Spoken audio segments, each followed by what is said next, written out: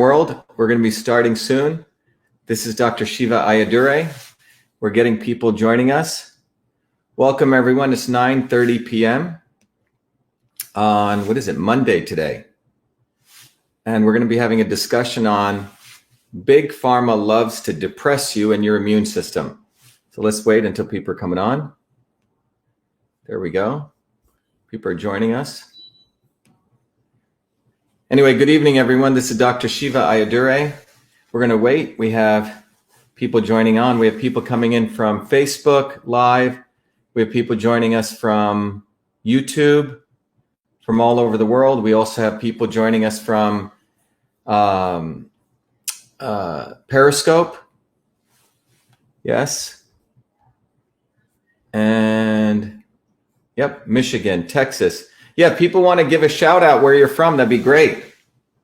We have about 1,300, 1,400. We have people joining us. Texas, UK. Okay, Wolcott. Hello, everyone. Vancouver Island, New York, Ontario, California, Las Vegas, Leonardo, Wisconsin. All right.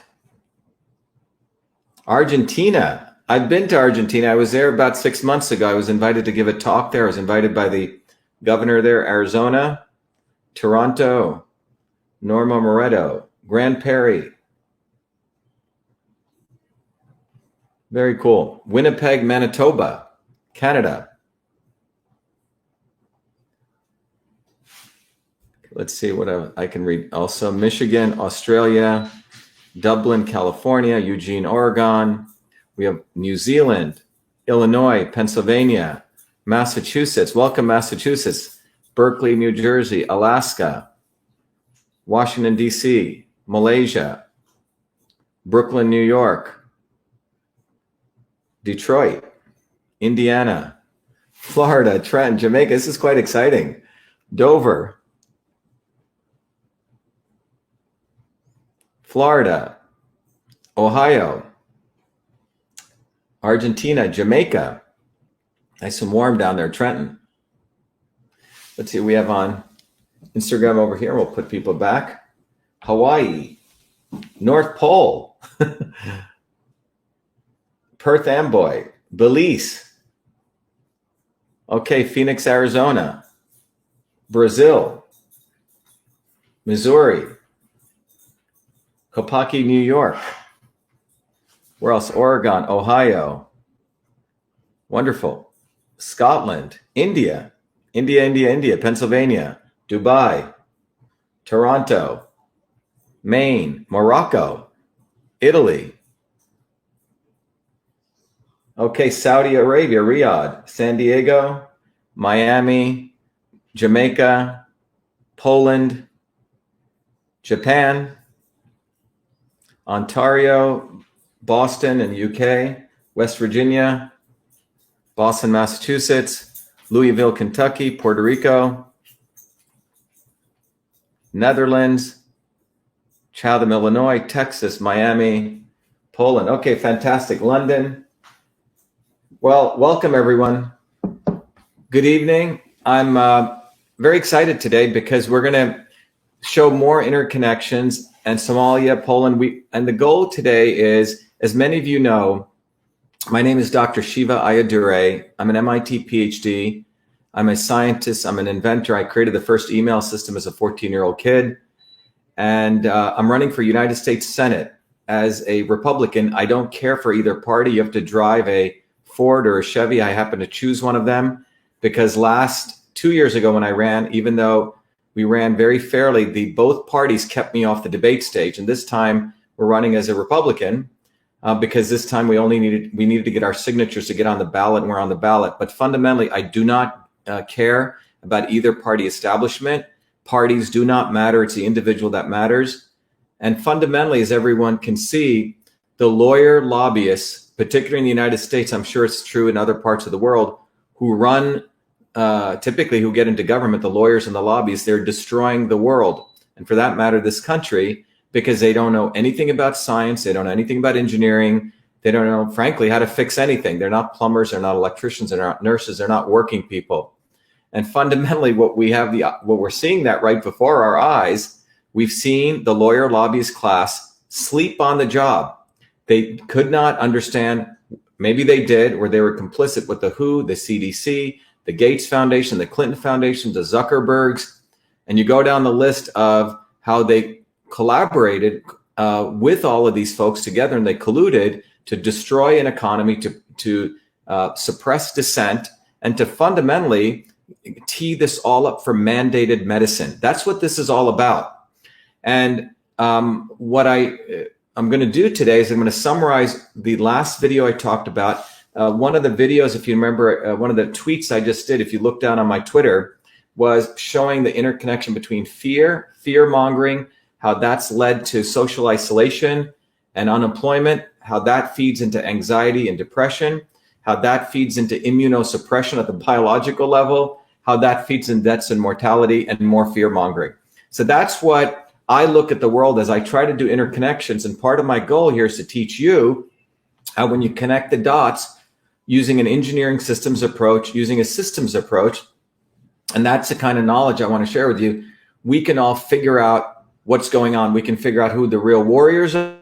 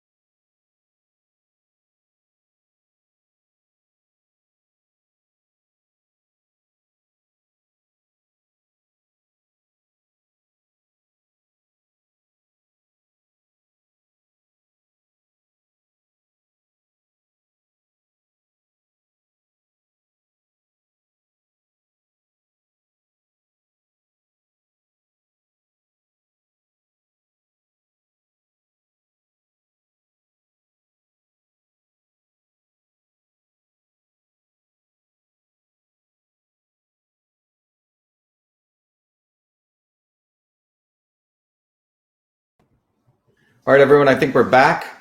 Sorry about that. We had something take place with our internet here. I normally go direct on a hardwired line because I was working on this slideshow. I'd disconnected my cable connection. I assume we're back. Everyone back? Okay. So what I was saying was fundamentally, everyone back? Okay, good. We're back. Yep, we're back. Sorry about that. So fundamentally, what we want to talk about today is we're going to review that interconnection, and we're going to everyone is going to leave here very, very knowledgeable about what is going on at a molecular level, at a systems level, at a health level. But most importantly, I want everyone to get really, really angry, and in a constructive way, because constructive anger, as you're going to realize, is very liberating. And we need to basically spread the word of this video everywhere to basically let everyone overcome their fear. This entire thing is about fear mongering and ignorance. And what you're going to learn in the next 30, 40 minutes is how the entire interconnection between how Big Pharma has unleashed, with the help of Gates and the Clintons and the Zuckerbergs and the CDC and the WHO and Fauci, what they've really done is to unleash fear. And fear is being used to manipulate all of us. And it's actually having detrimental effects, furthering viral infection, furthering ill health. And if people get this, you're going to get really angry in a good way.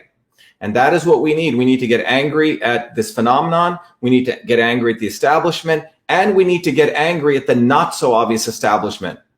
Because those people make accomplices of victims, and they detract us from really going after the enemy. And that's how we're going to win. We're going to win by recognizing and learning this interconnection. So let's start. So what I want to start with is, first of all, recognizing. Let me just make sure if Jennifer is joining us, if she needs to get connected again. Let me just make sure 1 second as we're listening here. So let me start. I'm going to share with you some slides here. Hey, Jen, are you on or no? Yeah, I can too. You can? Okay, great. So what we're going to do here is let's start by going right here to the slide set here. And I'm going to put this up right here. So the title of today's talk is really Big Pharma Loves to Depress You and Your Immune System. Those people listening on Instagram, you can go to YouTube, you can go to Twitter, but you can see it everywhere there. But let's start with this. First of all, just a quick review. Everyone knows I'm running for United States Senate, and we've done a couple of cool things on the website that people should go check out. In fact, I'm going to share that with you right now so people understand what we've been working really hard on this website, and we want to make sure everyone here understands what we're doing. And one of the things we've been doing is we have a plan on our website to really help people help us. All of you listening all over the world can help us. But if you go to our website, one of the cool things we've done here is on the website, first of all, you'll see that right over here, we have a new thing right here, which says basically, in fact, I'm going to go back here because it'll be easier here. If I stop sharing here, I'm going to go back to my PowerPoint here because it's a little bit easier to share with PowerPoint. Let me go back here. There. Is this it? Yeah.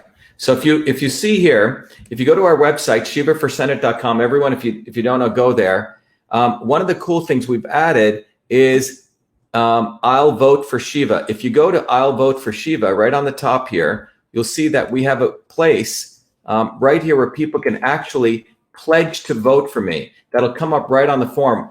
Everyone out there listening, you know, the movement that we're doing is for truth, freedom, and health. So if you're in Massachusetts, you can go right to this website and you can literally pledge to vote for us now. What we want to do is we want to get people right now saying, hey, I'm going to vote for Shiva. So we're not waiting until the last minute. The Republican nomination is in September. If you're an independent or a Republican in Massachusetts, you can sign up to vote. If any of you know friends, whether you're in Australia or in Argentina or anywhere, wherever you are, if you're in Oregon or New York, call your friends up right now or let them know to go to Shiva for Senate and tell them to fill out this form to let them know they stand with us. They're going to vote for us. So we're not waiting until the last minute. So that's the first thing. People should go to Shiva for Senate, which is I stand for truth, freedom, and health. I pledge now to vote for Shiva.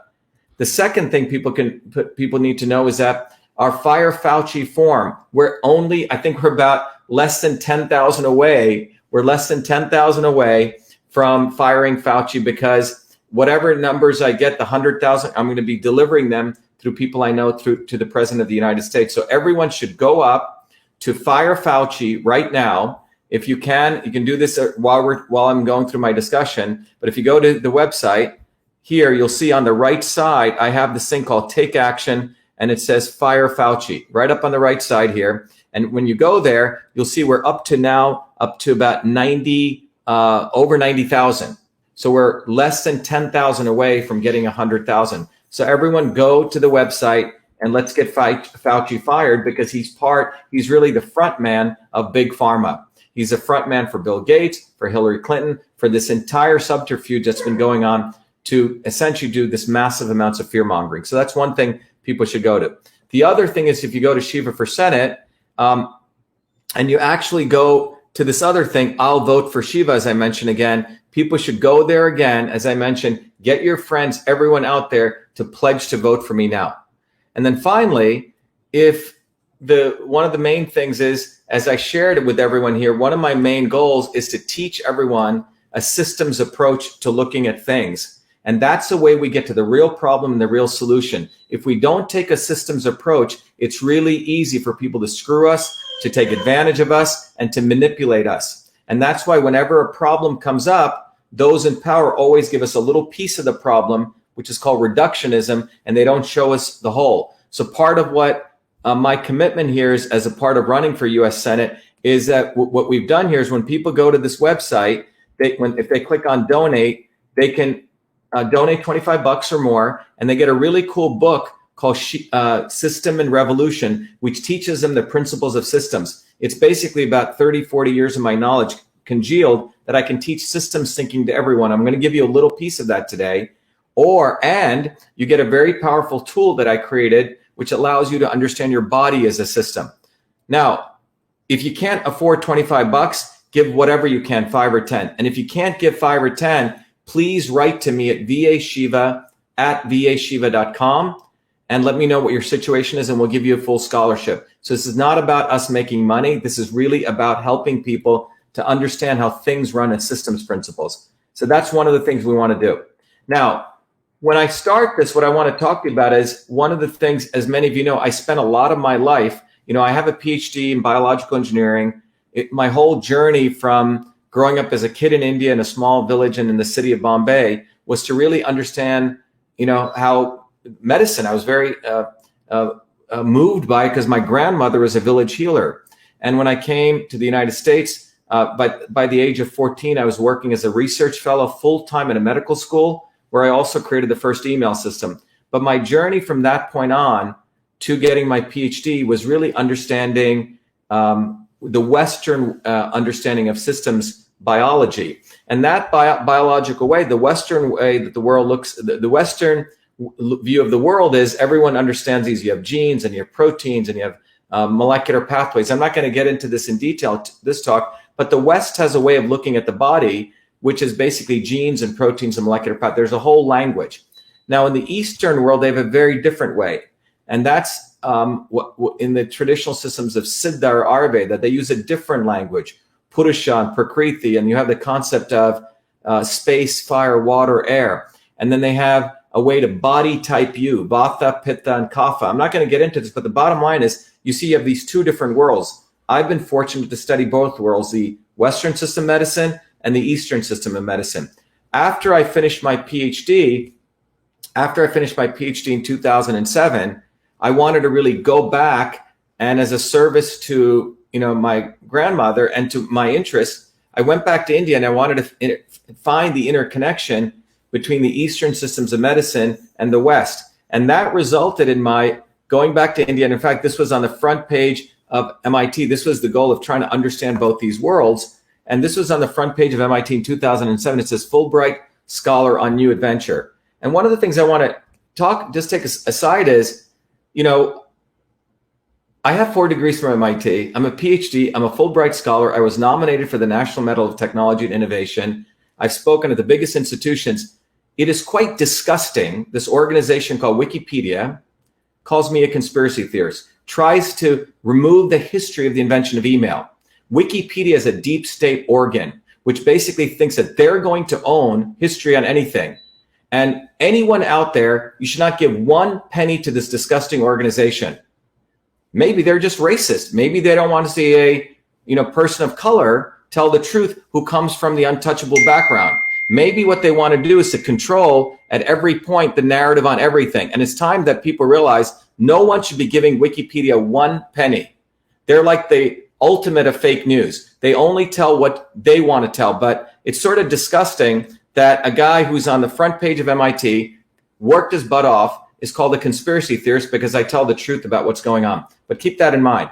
But one of the things that appeared after I came back from India in 2009, I took 2 years and I was really trying to understand the Eastern and what was the Eastern system of medicine? Why did it work? And what ended up happening was when I came back, I realized that the Eastern systems of medicine, and everyone should listen carefully, have nothing really to do with medicine. They actually understood the body as a system. In fact, as an engineering system. I'll do a whole nother talk on this. But that resulted when I got back, my writing a very important paper, which was basically called the Rosetta Stone of Eastern and Western medicine. And what I discovered was the Eastern systems of medicine, and a lot of the problem is even the functional medicine guys don't get this, but the Eastern systems of medicine actually are an engineering systems approach. So I wrote a paper, and by the way, this paper is accessible. If anyone wants it, I'll show you how you get it. But what I realized was that in engineering systems theory, the world is seen as input, transport of information, conversion of information, matter, and energy, and storage, and then the output of that. And then if you take a advanced control systems engineering course, you'll find out that all systems in the world have a goal, they have an output, we have sensors. This is called a feedback system. This is how, for example, your thermostat works in your home. Bottom line, there's a whole terminology to engineering systems. Interesting enough, the big discovery I made is when you look at the Eastern systems of medicine, they use a different words like karma and karma phala, vata, pitta, kapha. You don't need to know what these are. And they have a whole nother language that comes out of yoga, indriyas, mana, sankalpa. Well, it turns out that the Eastern systems of medicine match 1-to-1 with engineering control systems theory. This is a big discovery I made. And I wrote that into this paper I just shared with you. And then that became the basis of an institute I created called Systems Health. And we've trained many, many people, doctors, engineers, nurses of all different backgrounds, financial people. It doesn't matter. But I can actually teach everyone within a very small time frame. And you can learn on your own. You can do it in a day, or you can take about 15 hours online. You can actually understand a systems approach to everything in the universe. It's a whole different way. So part of what that resulted in was also me creating a tool called Your Body, Your System. So those people donate to the campaign. We give that to you. By the way, if you can't afford it, go up and try to get a scholarship, which we're affording. But the bottom line is, in this approach, is you answer a set of questions. You can understand what kind of system you are. That's this red dot right here, denoted by the red dot. This is basically where your body likes to be. It's a systems approach. The black dot is where you're deviated from. So when you're under dysfunction or disease, and then you can figure out how foods and supplements and these kinds of things get you back to your natural state. So this is, again, I want to just give this a background, because when you start taking a systems approach to the world, you can actually start figuring out a lot of things on your own. People ask me how you're able to figure this kind of stuff out, because I'm trained from an engineering system standpoint, but the body is fundamentally an engineering system. And you're going to see me apply that in the next few minutes to looking at this nonsense that's been taking place. So let's do a review. Yesterday, if you remember, I ended with this, and this, I think I did this tweet yesterday morning, and it's gone viral all over the world. I think about 1 million people have seen this. But here is the deep state cycle of fear and ignorance. So let's start there. What did they actually do? Well, first of all, in this quote unquote pandemic, they've created massive amounts of fear. It's sort of insane the amount of fear that they've created. When you actually look at the data, it doesn't even match to it. And from this fear, we've been socially isolating ourselves, not talking to our neighbors. And this has resulted in unemployment and essentially destruction to the economy. I think 28 million people in the United States have filed unemployment claims, 28 millions. And from this has led to anxiety and depression, which I talked about yesterday. I talked about yesterday showing you how the social isolation has led to anxiety and depression. And we've seen an explosive use of people wanting to get prescription drugs, which I also just tweeted out. Particularly women, it's really unfortunate. Nearly 40% in the last 30 days, February 15th to March 15th, during that 30-day period, 40% more prescriptions for antidepressants, which I'll review and which I shared. In addition, what I talked about was that when you do this, anxiety and depression, I said it in general terms that this will lead to suppression of the immune system, which will lead to more disease and deaths. Today, we're going to really share with you some really powerful science that shows that that's what it does. When you socially isolate people, unemployment, people get more anxious. Women, anxiety levels have gone much higher, nearly 2 times more. That anxiety, guess what it does? It actually lowers your immune health. You're more open to viral infection and bacterial infection. So it's quite extraordinary that they are actually destroying people's immune health by making them anxious, which itself does it, giving them antidepressants. And the data I'm going to share with you, the science is how those antidepressants further lower people's immune health. So that's what we're going to talk about. And I'm going to share with you all the papers, the science of it, so you can share it with your friends and family. And by the way, you're welcome to share these videos everywhere. So as we talked about yesterday, the hype. Right now, annually, there's about 2.9 million deaths per year in the United States. So 2.9 million people die every year in the United States. So roughly, In the summertime, that's around 220 deaths in the summer and about 280 deaths per month in the winter, okay? So basically, you can look at around the wintertime, we have about 280 deaths a month, which is what we're in. We're almost getting out of it. And when the summer starts, let's say May, June, you have about 220 deaths. Okay, so that's the data. Now, if you look at that data, let's look at what's going on relatively now. So if you look in March of 2018, 249,000 people died in that month, just dying from the normal death rates. 253,000 in March of 2019. So what's the difference? Roughly 4,000 people more. We don't have the data for March of 2020, but we do know for March of 2020, 4,053 people died of COVID. Now, if the death is around the same as 253, it's basically what we call noise to signal. It's basically a rounding error. If it goes up by 4,000, there again, it's a relatively small number of people. If you actually look at it, again here, 4,000 increase in March 2018 to 2019. We've had 4,053 deaths. So it's about 1.6% if you use March 2019 numbers. That's a rounding error. Now, what's fascinating is that New York and New Jersey have very high numbers. Well, the hospital systems, from the reports that we're getting, are completely inundated, meaning they can't even handle people. In fact, there's a nurse's report, a nurse of a nurse just put out how they're actually leaving people to die. They're intubating them right away. They're basically causing hypoxia. So it's quite extraordinary. It's almost so people are incompetent or they want these deaths to be high. In the entire state of Texas, 600 to 700 deaths. In New York City, 20,000 alone.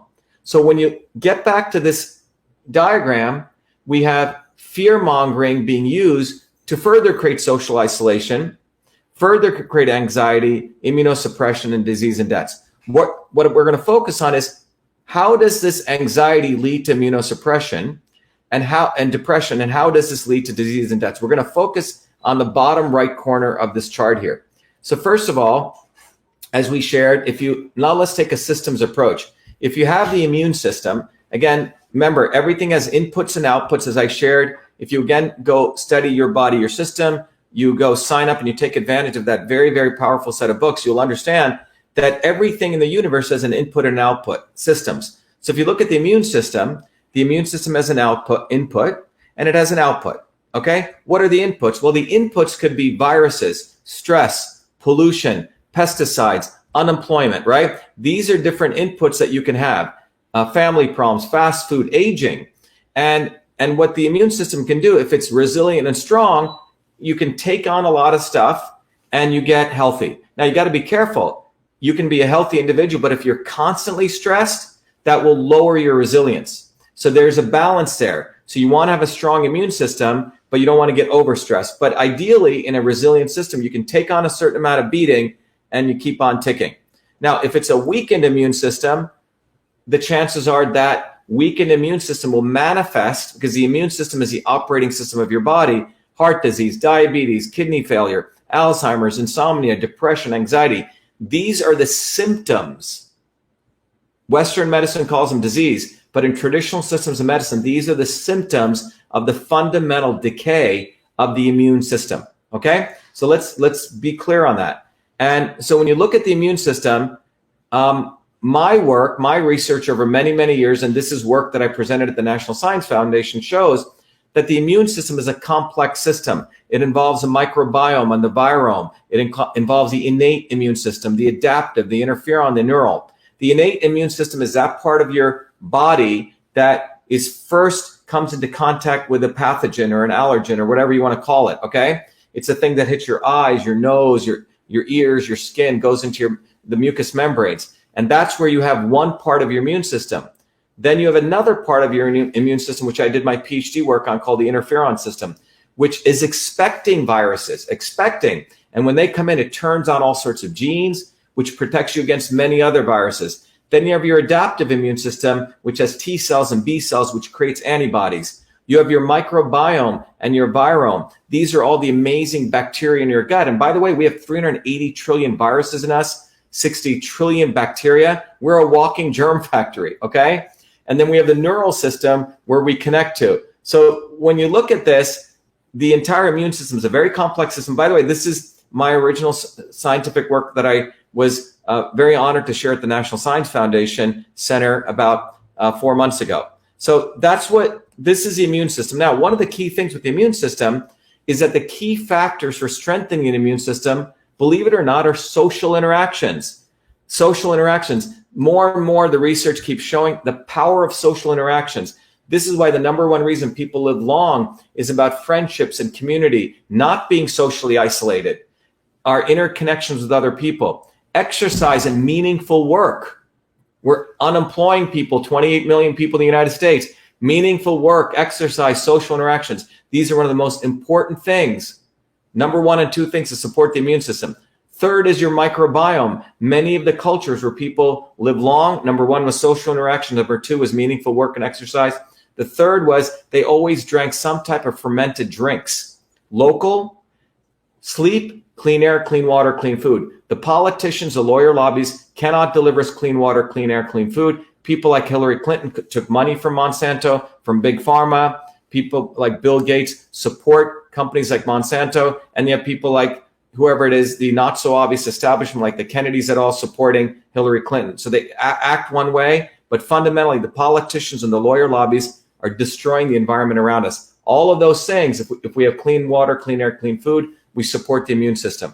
So we're going to go into this. Let's talk about anxiety and depression. Here is a latest report that came out by America's State of Mind by the U.S., and it's called U.S. Trends in Medication for Depression, Anxiety, and Insomnia. And what you see here, I mean, it's a very beautiful report, very great work that was done here. But fundamentally, this report is looking at the last 60-day period, and it's showing how there's been an explosive growth in the use of antidepressants. And you guys can look at this up on the internet, but it's called COVID-19 mental health and medication use. Well, in the front page of that report, it says anti-anxiety medication known as benzodiazepines. Benzodiazepines. That's the class of chemicals. During 30-day period between February 15th, by the way, 2020, to March 15, 2020, 39.6% increase use in women, 22.7% increase in men. So just think about that. We've had these benzodiazepines, which are really the anti-anxiety medications, have gone up by 40% in women, 22% in men. Now, are they safe? Is this fun to do? Should we all be feeling good that we're giving some people an alternative? And we're going to talk about that. And here's the graph. What you see here is this one, which is this explosive growth, is the anxiety, is the depression medications. Similarly, you can see that anxiety medications, insomnia, people aren't sleeping well. That's a green one. And the blue one here is depression. And this is sort of the average, okay? But here you can see anxiety medications, which are anti-anxiety things, have gone explosively up. And if you look at more closely in this, the total anxiety medications, the average is 34.1%.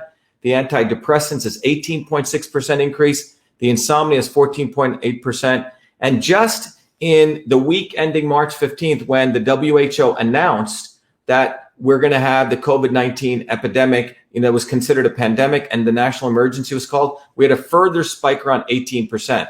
But again, women at 39.6%, men at 22%. And again, here's that graph again, which I tweeted out before. You're welcome to put that out there. One of the most important things is the mental disorder, what that causes to people, the anxiety, the depression. It's a number one, it's the highest estimated spending of healthcare. This is from a 2013 report and hasn't changed. Number one, when people get mentally hurt, higher than heart conditions, higher than trauma, higher than cancer. So let's go into this now. We're going to walk through this. So we've talked about anxiety. We know that anxiety is being caused by COVID-19, the social isolation, the quote unquote, the social distancing, the unemployment, mass, and just by it's causing anxiety and depression. And we have the pharma companies having a great heyday pushing out drugs. So they're making money right there from all of the drug pushing that they're doing. Now, if we go here, this is something. So what I did this morning was, I as you know, my PhD work is at MIT in a field called systems biology. I came out of the Department of Biological Engineering, and one of the things that I created, the other inventions that I recently did, was a technology that can model molecular pathways, actually watch at the molecular level how different ingredients react, the molecular reactions. So I had myself and our team really look at these benzodiazepines and what they're doing, and it's quite extraordinary. You find out that these chemicals literally are lowering our immune health, increasing ourselves to bacterial and viral infections like pneumonia, and lowering our innate immune system and the adaptive immune system, and worse. So let's look at that. So this is a wonderful paper that came out. It says the impact of benzodiazepines on occurrence of pneumonia and mortality from pneumonia, a nested case control and survival analysis in a population-based cohort. It's an extraordinary study these guys did. They looked at over nearly 25,000, close to 30,000 people. They had a control group, and those people call pneumonia. What they did was they found out, as I'll share with you, that first, that people who took benzodiazepines had a 54% increase in pneumonia. People who took these antidepressants had a 54% increase in getting ill from pneumonia. So just consider that. You have fear mongering telling people a virus is going to hurt you.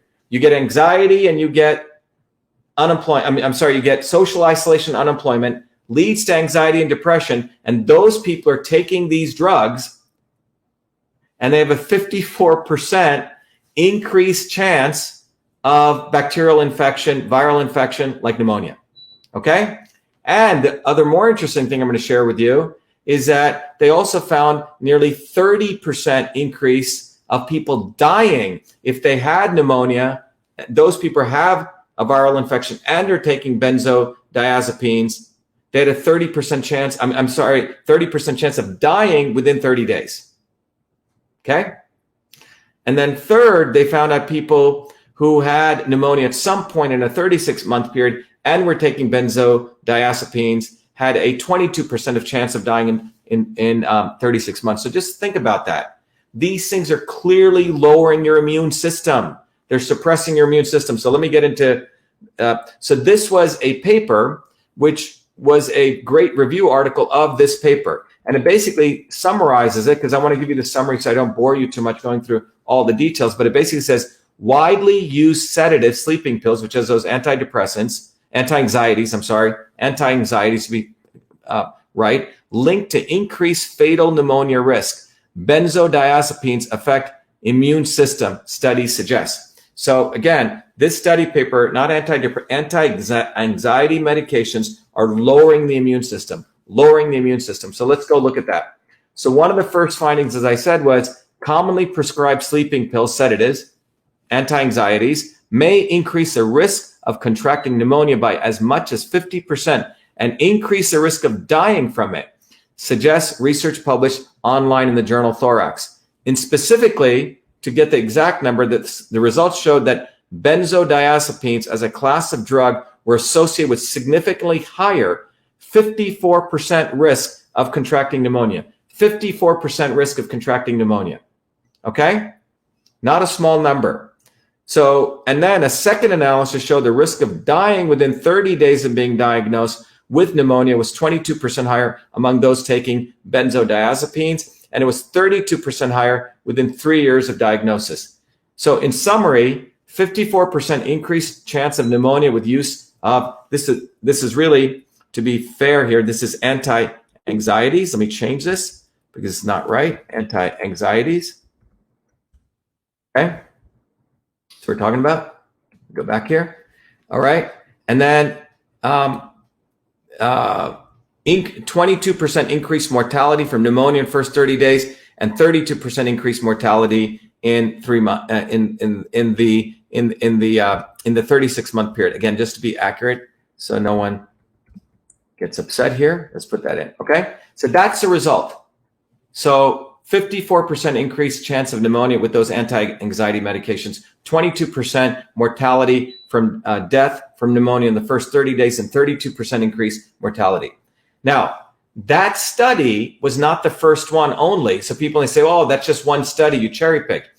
That's not just one study. There's many others. In fact, in that study, they say our findings are complemented by some previous studies. So one of the previous studies that they referred to was this one, antipsychotic drug use and risk of pneumonia in elderly people. And this is what that study showed, completely different study. The increase in risk of pneumonia is similar to a previous study by Knoll et al., which recorded a 60% increased risk. This was even higher, so the first one was conservative.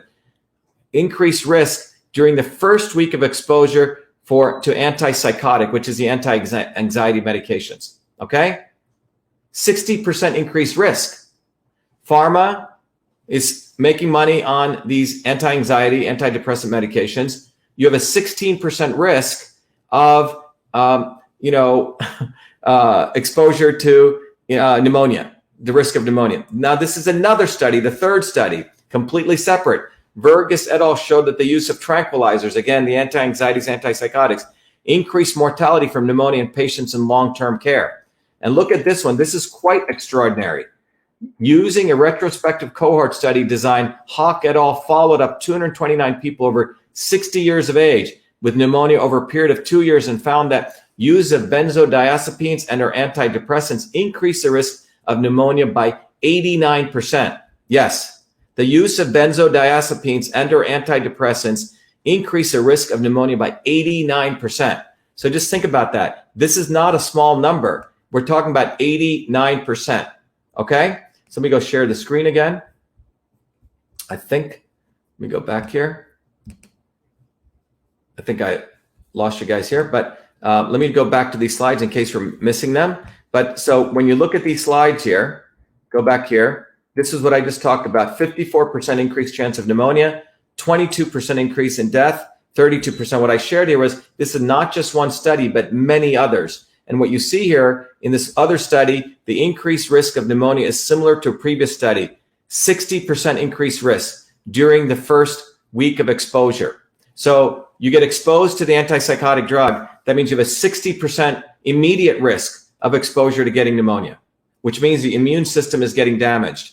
Second paper showed that the use of tranquilizers increased mortality, which means death from pneumonia in patients in long-term care, definitely older people. And this one is the one that's extraordinary, which says the use of benzodiazepines and or antidepressants increase the risk of pneumonia by 89%. So if the first one was saying 54%, this is saying 89. So the first one you could argue is relatively conservative. All right. So how is this occurring? So I want to share with you, how could this be occurring? You're taking an antidepressant. So what's clearly the cohort studies and the analysis showing is that you have a depression of the immune system. And that's what we talked about yesterday. We're suppressing the immune system, which is what we don't want to do. What we want to do is beef people's immune systems up. But who would want to suppress their immune system? I think the deep state would. They want to fearmonger people, isolate people, have them on anti-anxieties, antidepressants, suppress their immune system, create more deaths, and then fearmonger us around and around. But what I'm sharing with you here is the data, the science is there. These anti-anxieties, antidepressants lower the immune system. So if you go here now and we look at it here, let's look at what's going on at the molecular level. And this is what I do, as a scientist. Remember, this is the architecture of the immune system, which I shared at the National Science Foundation. Here you have the innate immune system, which is that part of the immune system which is facing the pathogen initially. We have the interferon and we have the adaptive, which is where the antibodies, those things get created. Well, this is a very interesting paper that came out in the Journal of Neuroimmunology. Suppression of the immune system by benzodiazepine receptor inverse agonists. To keep it simple, it's what they found is a decrease in cytotoxic T lymphocyte activity. What do I mean by that? T lymphocytes are your T cells. So when you lower your T cells, your body can't produce antibodies. Okay? So benzodiazepines are lowering your adaptive immune system. Don't we want to have an immune system that can fight? So you're isolating people. 40% we saw increase in women's use of these anti-anxieties. Now they're 54% to 89% chance they're open to pneumonia. So I don't know what the numbers are. I would love to find out. Let's say in any 1 month, 100,000 people, or let's say 200,000 people in the United States, I think there's apparently 1/5 of people in the United States or 1/3 are on some type. So if you take the US adult population, maybe 100 million people, if 1/5 of them, which would be 20 million people, are on some type of anti-anxieties, and we saw a 35% increase, that is roughly 20 million times 10%, 2 million, it's almost 6 million people more. Now, if you take 6 million people more and 54% of them, which is nearly 3 million people, have a increased chance of getting pneumonia, what are we doing to people? That's quite extraordinary. We've increased the chance of people getting viral or bacterial infection. Thank you, Big Pharma. Thank you, Mr. Fauci. That's what's going on. So just think about those numbers. I believe it's 1 in 5 people. We can check. Let's say adults. Let's say there's 100 million adults. 1 in 5 of them are on some type of antidepressants already, which means 20 million people. If we saw a 35% increase in that, let's say 20%, just using low number, that's 4 million more people took antidepressants or anti-anxiety medication. You've lowered the immune system. When you've lowered the immune system, according to these papers, 54 to 89%. Let's take the low, 50%. So that means we have another 50% of those 4 million people, 2 million people more susceptible to getting viral infections. Unbelievable. Okay, that's what we have going on. This is another paper. This is quite extraordinary. Look at this paper. This paper shows that in this case, we actually have, it's called, this is one of the benzodiazepines, leads to enhanced severity of orthopox virus infection and immune suppression. Look what it says, enhanced severity of virus infection and immune suppression. This means suppression of the immune system. In addition, the paper says that significant decrease in antibody response, impaired adaptive immune system. I mean, isn't this unbelievable that these things are actually affecting the overall immune system, lowering antibody response, lowering T cells? That's what's going on by the what we're doing to people in terms of the anti-anxiety medications. And this is quite extraordinary because this paper, just to give you this just came out in April 2019. So people may say, well, maybe people didn't know. Maybe Fauci didn't know. Well, you know what? They know quite well. In fact, this paper just came out recently, about a year ago, and it says the influence of antidepressants on the immune system. The influence of antidepressants on the immune system. If you look closely, it shows this wonderful, beautiful systems diagram. This is a systems diagram. And what it's showing is based on your mental state, it affects your endocrine system, it affects your immune system, and your nervous system. And all of these things are interconnected. So you have cytokines, which drive this, hormones, which drive the nervous system. The key takeaway is we do know the interactions. Here's even more interesting. Just look at the depression and chronic inflammation. The more inflammation you have, the more depression you have. So these are people with pre-existing conditions. So that means the more depression you have, right, you're going to go on these antidepressants, medications. So this is something extraordinary that because of ill health, we're also driving antidepressants,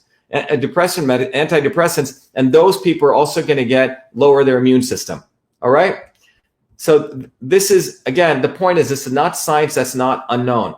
So again, we've looked at the anxiety depression link to immunosuppression, and we know that we're increasing more disease and death. In summary, just to review that, the overall analysis, if you take benzodiazepines, 54% on the low end, 1%, 89% chance of increased chance of pneumonia within 6 to 30 days. Okay, within 1 week to 30 days of getting it, of taking these drugs.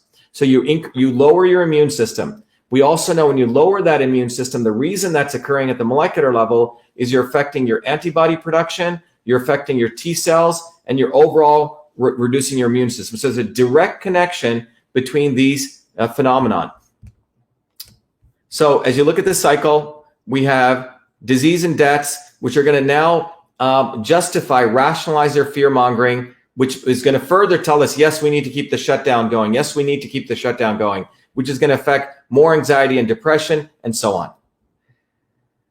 What I wanted to, one of the things I put out in my tweet is we should get over this nonsensical fear. That's what they want. Maybe it's time to get angry, because when you really look at this, what you're finding is the people in power, the people who know the science, people aren't stupid. I'm sure Fauci knows this. I'm sure people at the NIH know this, that as you crank up fear, you increase social isolation, you increase unemployment, you're going to increase anxiety and depression, you're going to give people these anti-anxiety drugs, and bottom line, you're going to essentially decrease immunosuppression.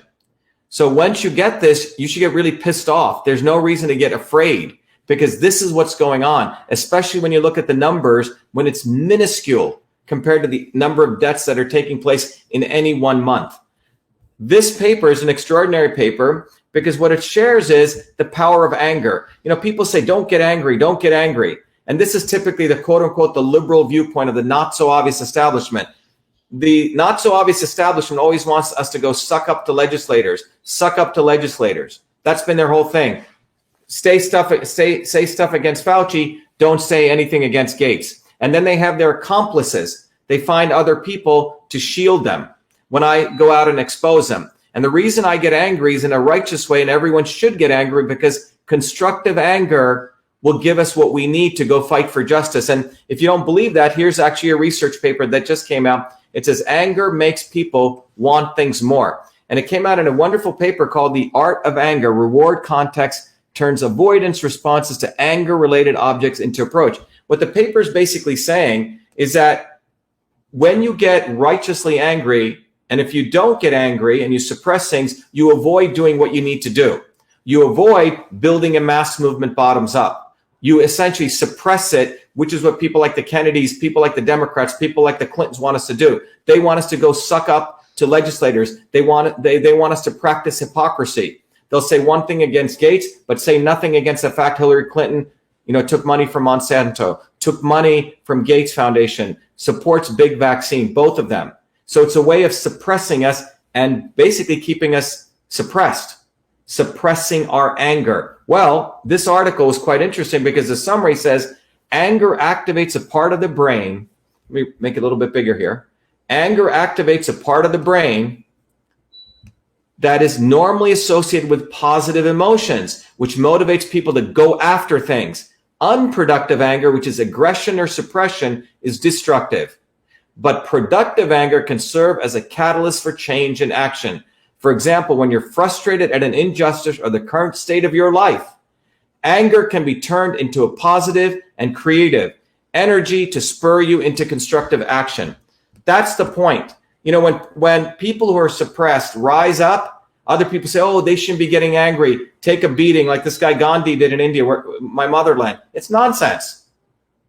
It's time for people to rise up. It's time for people to exercise our anger in a constructive way against the nonsense that's going on. Because what's going on right now is utter and total nonsense. We fear-mongered people you've seen my other videos if you go to truthfreedomhealth.com. We fear-mongered people. We're not telling them to boost their immune system. We're driving them into unemployment.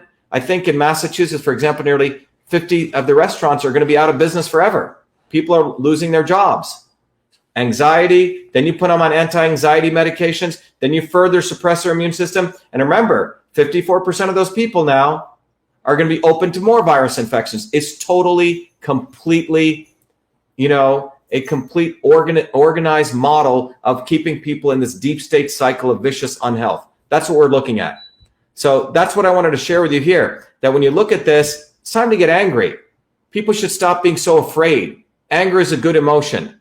And let me just finish by telling you that I think many of you know, I keep hitting the fact that I'm running for U.S. Senate, and a guy like me doesn't need to run. I've done well in many ways, but I'm doing this because I want to serve. I believe that it's everyday people you can actually understand problems, have the ability to look at a problem from a systems approach. That's what we need, particularly in the 21st century. We can't afford lawyer lobbyists anymore. 60-70% of the U.S. Congress is lawyer lobbyists. They were sleeping on the job while the CDC and the WHO and the deep state did this to all of us. We need people like myself. You deserve people like myself who can actually look at a problem, go at it objectively beyond left or right, and find out what's really going on. And that's what I'm doing with these videos here. So You're welcome. I know most of you are sharing them widely, but we need to educate people. Now, one of the things that I thought was interesting was, well, what's up with lawyers and their use of antidepressants? Well, it's interesting. The prevalence of substance use and other mental health concerns among American attorneys is quite interesting. It says levels of depression, anxiety, and stress among attorneys were significant with 28%, 19%, and 23%. That's nearly almost one third experiencing symptoms of depression, anxiety, and stress, respectively. 28% depression, 19% anxiety, and 23% stress. And a lot of them feel this way because most of them are doing a job which is probably crooked work that they're doing. They're not really doing anything noble. So obviously they're going to be depressed. They're anxious because their entire livelihood is based on manipulation. That's what the lawyer lobbyists do. And what's unfortunate is many of these people should get out of the law business because it's destructive to them. In fact, this lawyer just put out, a lawyer breaks the silence about depression among lawyers. So you're looking at an entire group of people. If it's 20%, they're almost at 30% lawyers, okay, in terms of their use of antidepressants. So obviously, many of them, are part of the lawyer lobbyist clan. They're not going to say anything against Big Pharma. They're part of the problem. That's what they are. They're part of the problem. And so if you go here, what I want to end with is saying the lawyer lobbyist class is not going to do anything for us to really take care of the two things that we need to do to boost up our immune system. One of those things that we need to all understand is what we put into our bodies, strengthen our immune system, food, lifestyle, social connections. In fact, what have they done? Their solution has been to isolate us. Basically, Fauci is a bureaucrat. He's part of the lawyer lobbyist class. He's not really a scientist. He doesn't know much science. And as I've shared, I was the first one to call him out because his view of the immune system goes back about 100 years. He does not understand the immune system because if he did, he would be actively talking about vitamin D, vitamin A, vitamin C. He himself takes vitamin C for himself. I'm sure many doctors do. For example, the ER doctor that was saved by his colleagues by giving him vitamin C. But for the rest of us, they're not talking about it. And that should get everyone really, really angry again. Okay? But first thing is we need to strengthen our personal infrastructure. The other thing is we need our external infrastructure, which is clean air, clean water, and clean food. If you look at the history of infectious disease, the way that we've actually solved infectious disease is from infrastructure, vitamin A, nutrition, clean air, clean water, ending child labor, if you look at the 1900s to the 1950s. And furthermore, ensuring that we have sanitation, refrigeration. These are the things that really brought down long before vaccines came in. Today, the number one cause of death in the world is air pollution. The Paris Accords allows China to pollute more. That was brought to you by the lawyer lobbyists and the people, the fake scientists. So we're destroying our air by allowing China to go from 11 billion metric tons to 22 billion metric tons. The Paris Accords allows that. More pollution in the air. As you know, there have been massive anti-pollution protests all over China. And then the COVID virus, they've completely disappeared, completely suppressed all those. The second thing is clean water and clean food. Companies like Monsanto, who Hillary Clinton takes money from, who Bobby Kennedy supports Hillary Clinton, the not so obvious establishment, these companies have destroyed the food and the water and the air that we breathe. So what we have in the United States right now is a D+ in infrastructure. Massachusetts got an F-, and the politicians are not going to do anything about it because they don't want to solve the fundamental issue of health. So I'm going to, again, reiterate to everyone, when you go to the Shiva for Senate site, you should understand that our program, which is a program for all of us, is truth, freedom, and health. Truth, freedom, and health. Truth, freedom, and health. Without freedom, which is a right for us to converse, discourse, have these kinds of conversations, share the truth. We're not, or have the freedom to discourse. And right now, that's always tenuous because Facebook, Google, AT&T, Verizon, these companies, 5 major companies, own our entire communications capability. I have a solution for that. It's called the Digital Rights Act. But if we have freedom, we can get to truth. And truth means real science that comes from the scientific method, not through using scientific consensus, which is what they've done. And with truth, we can identify the real problem, the real solution for our health. And the real problem here is we need to boost up our immune system, keep it strong. The Western model of medicine, it's great if you get hurt, car accidents, you get a surgery, God forbid, but it knows nothing about taking care of our health. It's about getting us sicker and sicker and sicker. That's why we need to take a systems approach. And that's why when you support the campaign, I've made it possible for everyone to learn a systems approach to health, get access to this tool. And by the way, if you can't afford it, give whatever you can and write to me, vashiva@vashiva.com. I'll give you a scholarship. But that's why I created this tool called Your Body, Your System. So you can understand the nature of your kind of system, how different things occur in your life can deviate you. That's a black dot, take you away, and how the importance of food and supplements and exercise can bring you back to who you are. So anyway, in closing, people should get very excited, very angry, and I hope this has been valuable so you can actually understand the interconnections, that this is not something that's been done, in a way that was, accidental. This is something well thought out. People know what they're doing. They are very aware of these interconnections, and it's clear that pharma now is double dipping. That's why, as I said in the beginning of the talk, pharma is basically, big pharma is essentially loves depression, because from depression, they're getting you on both ends. They're getting you by, first of all, selling antidepressants, anti-anxieties, right? And plus they're making money on the other end. They're making money by the fact that your immune system is compromised. That's how they're making money. They're making money both ways. They're making money from suppressing your immune system. And in closing, this is what they're doing, right? They make money in both of these ways. Let me go right here. They're making money along both of these ways, right here. They're making money both ways. They suppress your immune system. They're making money selling antipsychotics, antidepressants, and then they're making money after you get sick by getting ready to vaccinate the hell out of you. Let me take some, Jen, are you there? Jen is there. We will take some questions if we have them. Let's see what we got. Any questions here? Let's see. Maybe Jen is there. Let me add her. Jen, are you there? Yes. Okay, I don't see you. That's okay. Let me add you. Jen, are you there? Jen? Yes. Yep, okay. All right, great. So Jen is here. So we're going to go through some questions. I also have Instagram here. Thank you for spreading truth. When do we meet with POTUS? F the deep state. The herbs are for healing. Bill Gates gave me syphilis. Okay. Let's see. If hormones are off, the liver must be cleansed. Avoid soy completely. Get off gluten and white sugar. This will help clear the cell receptors. That's Desiree Winans. So one of the things that Desiree is bringing up, remember, our focus is about the immune system. And if Fauci ain't going to do it, I'm going to do it as a service because that's what needs to be done. So the goal here is we want to strengthen our immune system. Is everyone with us there? So forget this nonsense.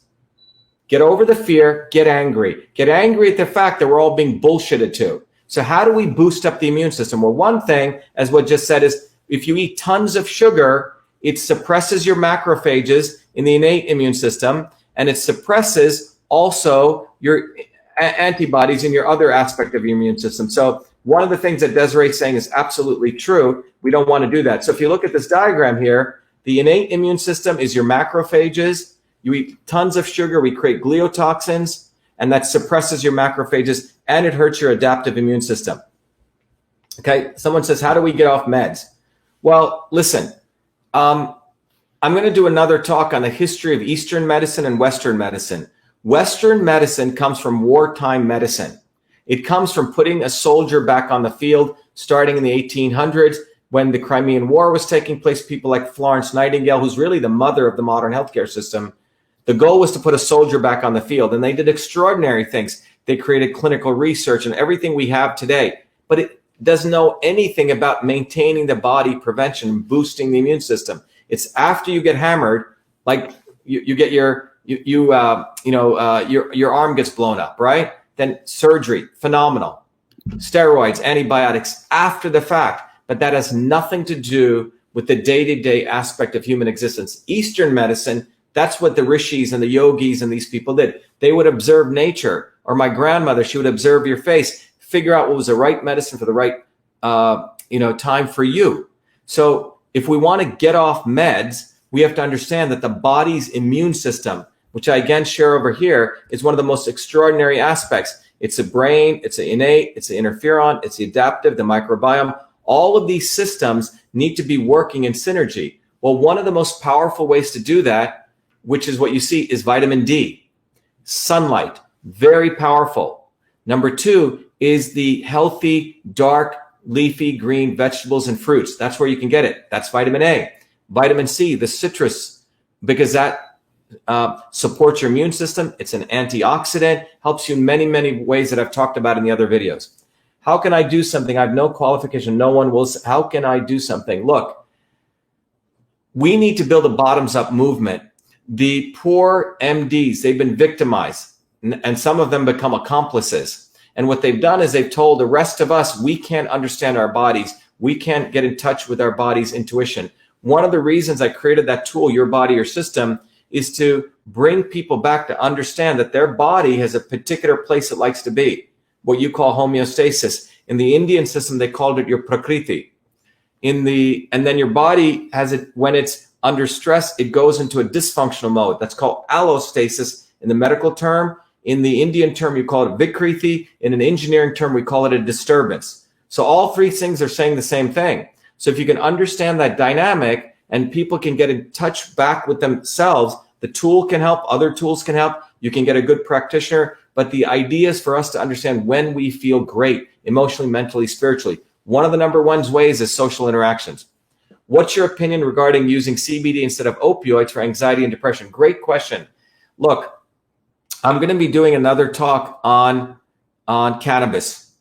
Cannabis is a very interesting topic because look, the cannabis of 1963 had about only 1 to 2% THC or 1%. Today, the cannabis today has nearly 25% more THC. So the joint, if you had a 500 milligram joint, had about a very little, maybe 2 milligrams of THC. Today, you're looking at nearly 25 times more. Now, THC is very different than CBDs. So CBDs have many different properties, but I can tell you that when Marlboro, the big cigarette company, starts getting involved in the cannabis market, it's a very different world that we're talking about than something growing in the Hindu Kush Mountains. But I'm going to do a whole analysis on that. Take your body back from big pharma and the deep state. Exactly. That's what we need to do. And people need to get angry about that. We need to build a bottoms-up movement. We're locking down people. We're destroying the economy for a percentage of people that are a fraction. It's noise. And the real issue is, in spite of that, it looks like in New York, from what one of these nurses was saying, they actually want people to die.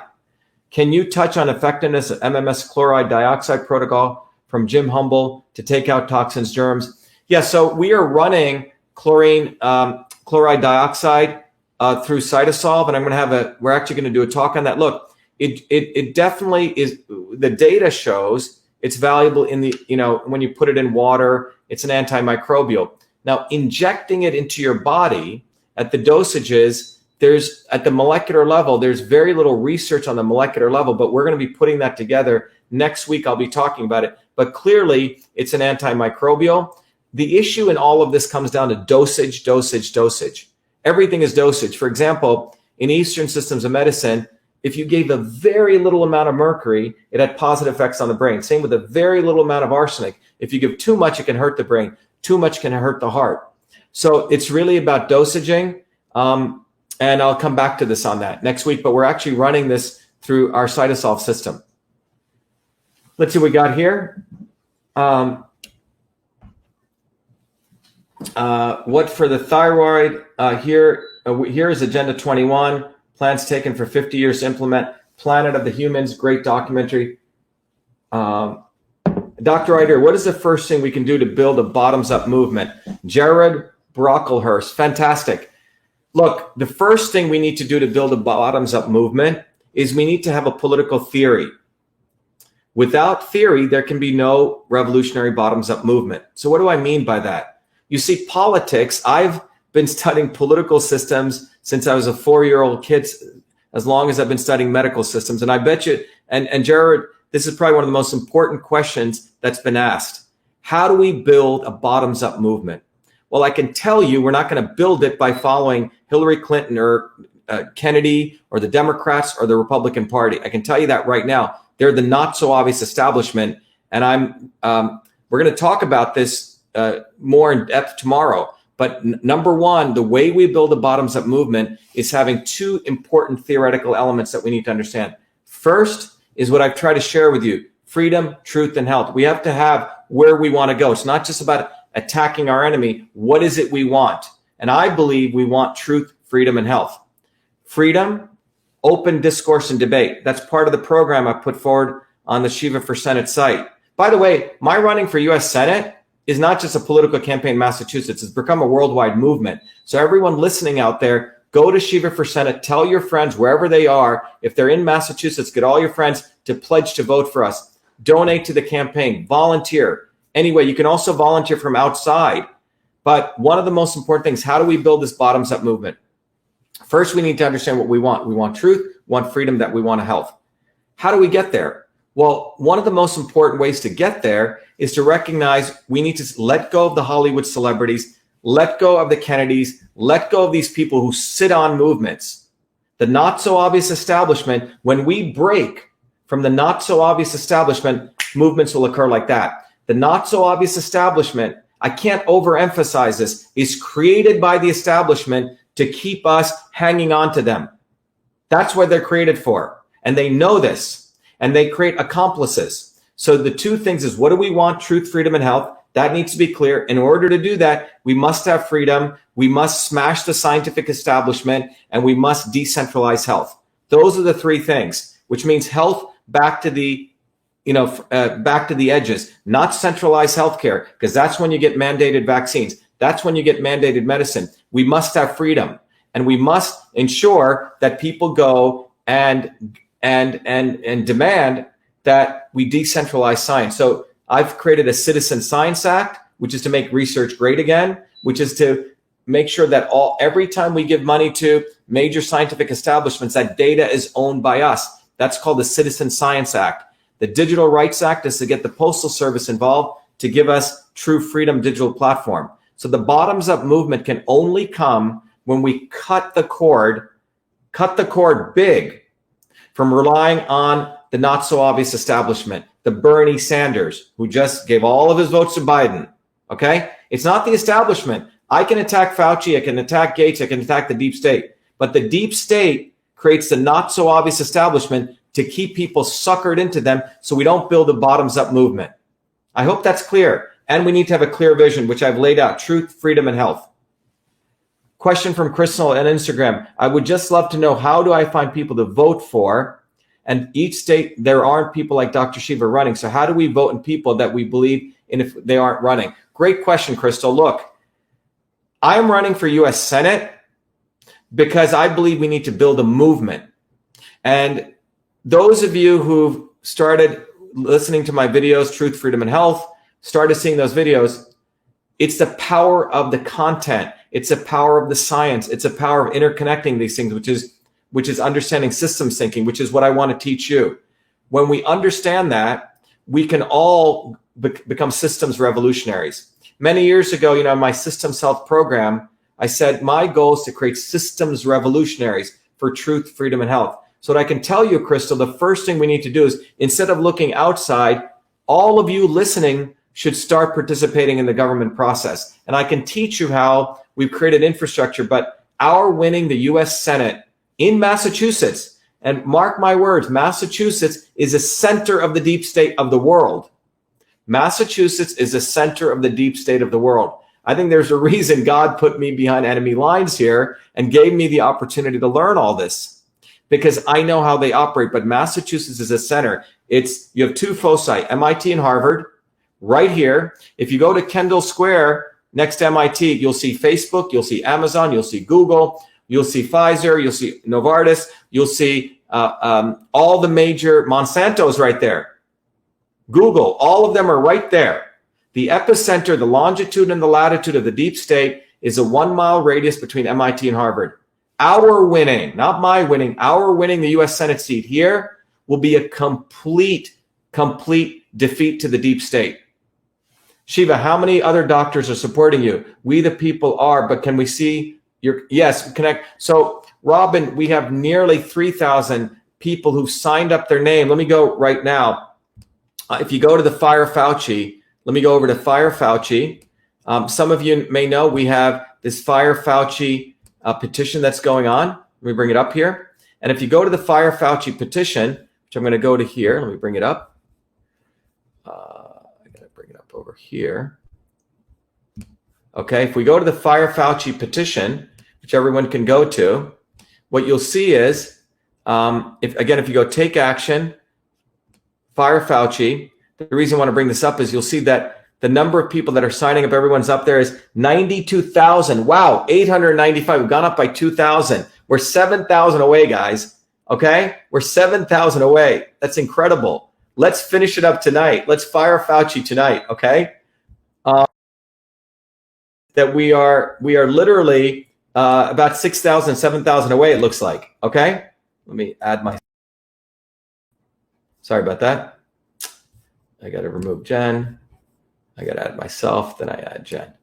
Okay. But what we've done is we have nearly, we're 7,000 away. The reason I bring that up is in that list, we have nearly 3,000 medical doctors who've signed up all over the world in the United States. So we have lots of doctors. If you guys have a suggestion, one of the things we're going to be doing is bringing those doctors together. Use of OTC medicine. My youngest daughter out of 4 started worsening and became asthmatic once I started giving her OTC for regular colds and flus, then albuterol. I almost lost her at clinic when she was given Motrin. After that scare and many respiratory issues and antibiotics, I switched to natural medicine, and she's the healthiest she's ever been. That's Vero Padilla Ocampo. Listen, it's time that we all take health into our own hands. That's what this is about. I'm not saying don't use Western medicine. It is phenomenal surgery. You know, when you get, let's say something awful happens to you, crisis care, that should be 10 or 20% of the case. But for the 90, 80% of our lives, why are we using a bazooka to hit a hammer? That's what Western medicine is doing. That's what Big Pharma is doing. That's what Fauci wants. That's what the WHO wants. That's what the CDC wants. And that's what the Chinese Communist Party wants, because they produce a lot of the pharmaceutical drugs there. They want a top-down model of medicine. We need to go bottoms up. And that begins with us taking control of our health. And how can you do that? The way you can do that is to understand a systems approach to health. You have to understand the body as a system. I can't overemphasize my entire life's work was I saw this woman with no degrees as a 6-year-old, 5-year-old kid looking at people's faces, understanding their body as a system and healing them. And then nearly 30, 40 years later, I went to MIT and I understood systems biology. And then I went back to India and I interconnected it. And what I unraveled was that Eastern systems of medicine and engineering and engineers look at the body the same way. And that is why I put together this entire program for all of you called Systems Health and Systems Thinking. So everyone here, please take advantage of this. You cannot not recognize that the way that we get out of this is by all of us understanding the body as a system. And that's why this exists. That's why I've made it accessible to everyone. Let me share it. That's why when people go to the website, oops, let me share the screen here. Sorry about that. I keep doing this. It's a little bit hard to do all these things at a time. I'm doing my best. But if you go here, you can really understand the body as a system. That's what I want everyone to take advantage of. And by the way, if you have, I know people are under economic distress, please write to me, VA-SHIVA at VA-SHIVA, and we'll give you scholarships. But the others, please take advantage of this. But this supports our campaign. And those of you who are from outside of the country, one thing I want to let you know, if you're outside of the country, because you cannot donate to our campaign, if you're outside, please go directly to Your Body, Your System. If you go directly to yourbodyyoursystem.com, everyone from outside of the country can also take advantage of. So if you go to Your Body, Your System, you can go to Get Started Now, and you can also take advantages. Again, we know people are suffering from economic issues, so we have an honor system here. So if you can't afford the 25, which is nothing, but if you can't afford it, just choose a scholarship amount here. So for example, then I'll give you the scholarship. It's up to 20 bucks on here. But the bottom line is everyone should be taking advantage of this, because the way out of this is for everyone here to understand a systems approach to understanding the body. And that's what I've been able to unravel. And that's how we're going to be able to manage and understand our body as a system. Otherwise, we're always going to be fear-mongered. We won't understand the ankle bones connected to the foot bone. Let me see what we have over here on I emailed for a scholarship, haven't gotten it yet. So if you've emailed for a scholarship, if you want a scholarship, go to vashiva.com/contact. And if you email me, I'm getting inundated with messages, and I send it off to our team and they'll support it. Is there a brand of supplement that you recommend? Okay, vaccines. So is there a brand of supplement that I recommend? Look, I'm not here to promote any brands, but people can, there's so much information now on the internet. You can do your research. Obviously, I like to get stuff that's clean as possible, meaning that it's organic. And, you know, many of these substances, if they're vitamins, it's interesting. Some of the suppliers are starting to do pharmaceutical grade supplements, which means super high quality. It would be interesting if the pharmaceutical guys made less drugs and actually got into making high grade vitamins. It'd probably be, they could probably make money and be much better for all of us. My son, severe autism, puberty was helped. Desperate, had him on antipsychotics 2 different times, and drugs almost left him permanently physically disabled. Never again. Look, as the data shows, these antipsychotics destroy the immune system. They make your body prone to other viral infections. So when you lower the immune system, you can get all sorts of viral infections. That's what we just shared today. And that should get people really, really, really concerned of what's going on in this country and what this social isolation is doing. Again, supports big pharma, more antidepressant sales, lower the immune system, and then basically feed us into fear-mongering and vaccines. All right, it's 10:52. Let me add, is Jen there still? Jen, anything else? Any other questions? Oh, doctor, what do we do when they start mandating us to have these vaccines? Help. This is why we need to build a massive worldwide movement for truth, freedom, and health. And that movement is going to come first by people understanding what is it we want. You can't just have just one of those things. It's not just vaccines. It's not just freedom. It's not just truth. We need all of them because they're so interconnected. So the first thing is, if we can raise our consciousness just 1 degree, things happen very quickly. Look, let me give you the example. There was a time when we all burned wood to get fire. We burned wood. That was a way because we felt that we needed to burn wood, and the science of it was you're burning carbon. And then someone figured out a very different theoretical framework. They said, you know what? If I smash an atom, E equals mc squared, right? That gave a whole different way of looking at energy, that mass and energy are interconvertible. So when we go to a theoretical framework of understanding how we create revolutionary change, it's not about begging to legislators.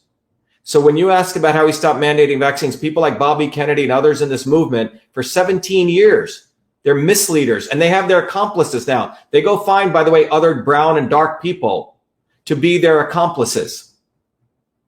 Some of them are victims, but many of them become accomplices when I expose Kennedy. But we're not going to win at all by begging to legislators. We're going to win by building a bottoms-up movement where that's the equivalent of E equals mc squared. We realize, wait a minute, why am I begging to legislators? Let's build a bottoms-up movement. And how do you build a bottoms-up movement? You start talking to your neighbors. And what do you talk to your neighbors about? Truth, freedom, and health, that they're interconnected. And you also tell people, you know what? We got to do it on our own. We have to take care of our health. It comes with us. There's no savior going to come here but us. And if I'm a quote unquote person who's for change, I'm a catalyst. And that catalytic equation I'm giving you right now is that we as people need to recognize that it's truth, freedom, and health is what society wants. They want, we want, they want power, profit, and control.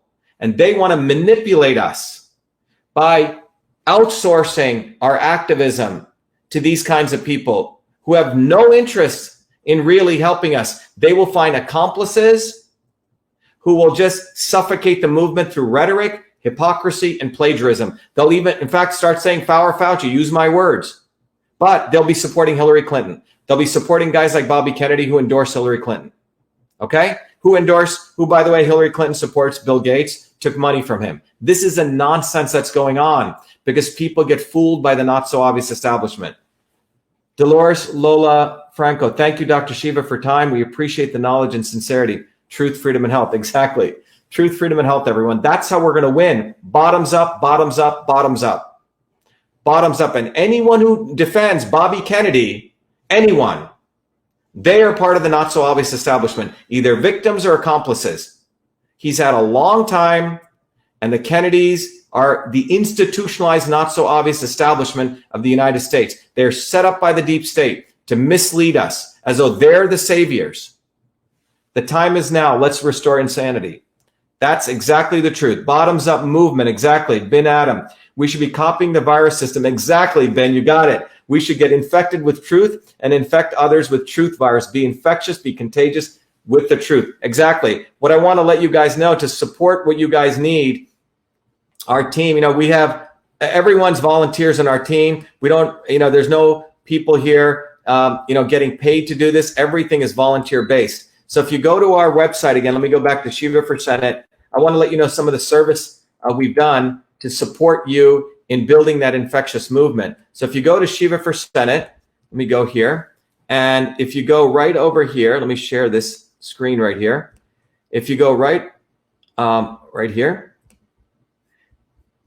let me share this. Oops, add to stream. Sorry about that. If you go here, there's a section here called Truth, Freedom, Health. If you go to Truth, Freedom, Health, all of the videos I've done are here. By the way, everyone listening out there, if you're outside, wherever you are, Argentina, Puerto Rico, Jamaica, if you know somebody who lives in Massachusetts, tell them to go and pledge now to vote for Dr. Shiva. But all of the videos are up here. I put all of them up here. And if you go, for example, there's a video on the not so obvious establishment. It trains you who they are.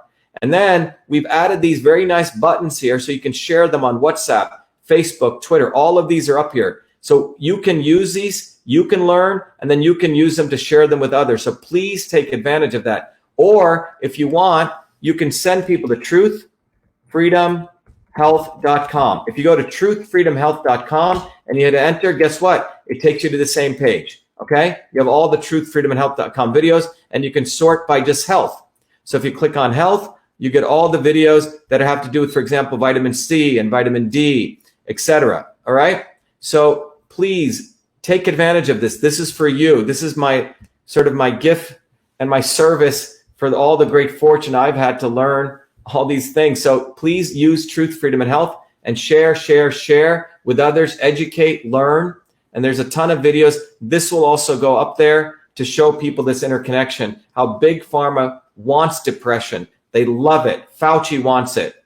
They love it. And, President Trump in the United States is surrounded by these guys.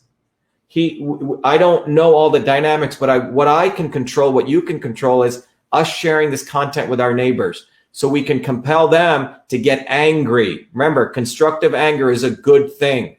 Don't let anyone tell you, take it on the other cheek. No way. Nonsense. What else? Anything else? Well, let me see how we're doing on over here. Yes, someone said on 5G. Yes, I'm going to be sharing with you probably next Tuesday our stuff on 5G and how it's related to the endocrine system. And that's the stuff that I can speak to. Hello, doctor. I'm from Denmark and Europe. The new vaccine, when it arrives, is mandatory. What are your thoughts on that? I'm thinking about moving out of the country because of that. By the way, great work. God bless you, Dr. Peace, Love, and Harmony. Yes, what I've heard is that the Danish government passed a law that they can forcibly, this was about 4 Thursdays ago, forcibly go into people's homes, forcibly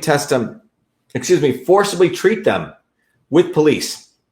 And Denmark is one of those countries that the UN considers a hallmark of following the Sustainable Development Goals 3. I say, hell no. This is why we need to build a bottoms-up movement.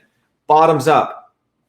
This is the beginning of fascism and the complete, total annihilation of human freedom if we allow that. No way. Thank you, Ahmed. All right.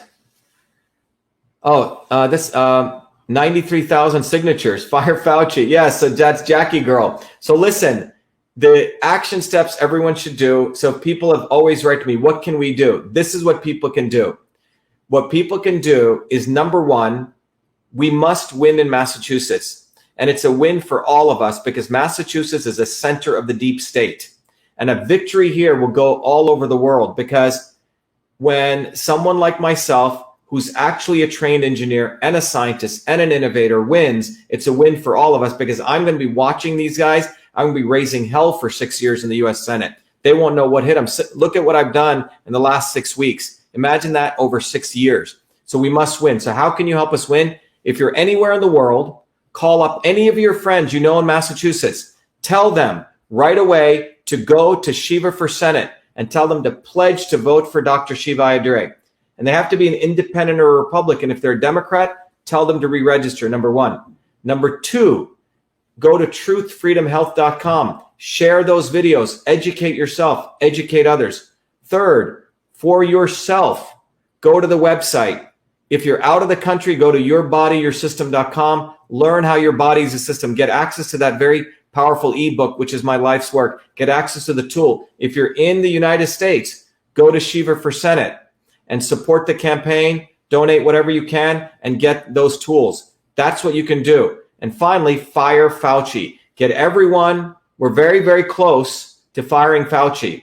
7,000 more signatures. So that's your action steps. And I will keep giving you different actions. But remember, our victory in Massachusetts will be a huge, huge defeat for the deep state. Remember, I'm running as a Republican, but neither the Democratic Party establishment or the Republican Party wants me to win. To me, it's just driving a Chevy or a Ford. I happen to be driving a Chevy. That's it. Parties do not matter. What matters is the individual. So we must win in Massachusetts, and we can win. We were the first on the ballot. They're so scared now.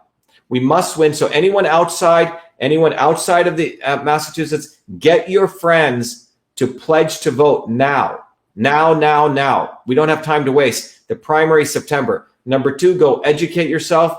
Go to truthfreedomhealth.com. And anyone outside of the world, outside of the United States, go to Your Body, Your System. Take advantage of these tools. It's my life's work. All right. Dr. Shiva, can you look into the patent Microsoft called W020206? This is the mark of the beast. Wow. Used to enslave humanity. To Satan. Love what you're doing, by the way. Yeah. Jen, let's make a note of that. Definitely. Jean-Pierre Radu.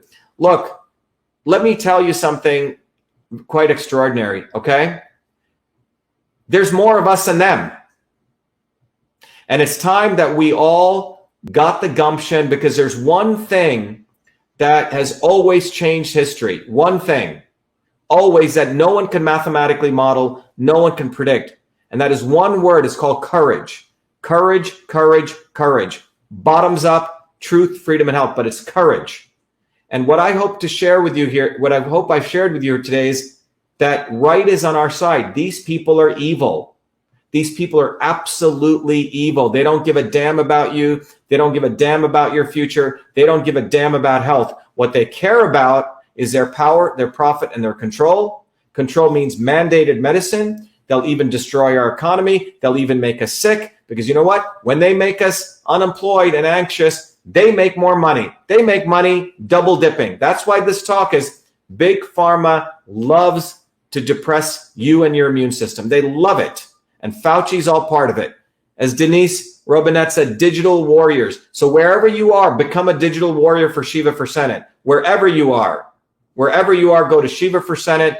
Become a volunteer, get the content out, get everyone. Let's make this a global movement for truth, freedom, and health.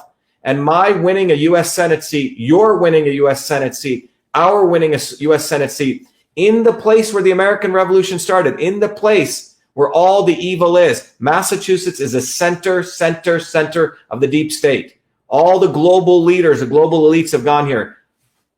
You know, they didn't expect that I jump ship and rebel, but I have. I know how they work. I know how to defeat them. I know all their weaknesses. Now it's for us to do it. We must win the U.S. Senate seat in Massachusetts. We must win it. It's a victory for everyone. Question, sir, you said that viruses don't harm us, but they don't. But don't they RNA control our cells? And what makes corona different than other lung viruses? Great question. Look, first of all, the issue is this, that, you know, we have 2% of our DNA's protein coding genes, okay? The other 98% is RNA. There's a new definition of a gene, and those RNAs control the genetic expression. But the issue with a virus, it's not the RNA within it. It is the protein coating around the virus particle, the virus casing, that those individual protein casings land in different parts of our body.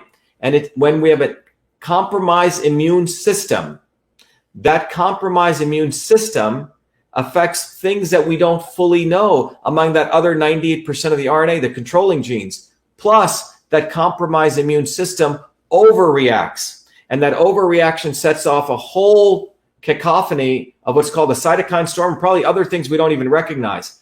That's what we need to recognize, that we don't even know 98% of the genome still. And so anyone claiming that they know it, that this vaccine is a cure-all, is completely out of their mind. It's fake science. Bill Gates, can you please elaborate on how the complicated web between CDC, WHO, Big Pharma, and Bill Gates is working against us? Yes. So think about it this way, Brian. Bill Gates' background was starting a company called Microsoft.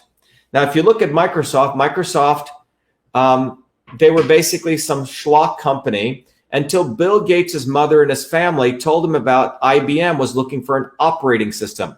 What is an operating system? Well, if you have your iPhone, the operating system of the iPhone is called iOS. If you have an Android, it's called Android. If you have Macintosh, it's called Mac iOS. If you have a PC, it's Windows, okay?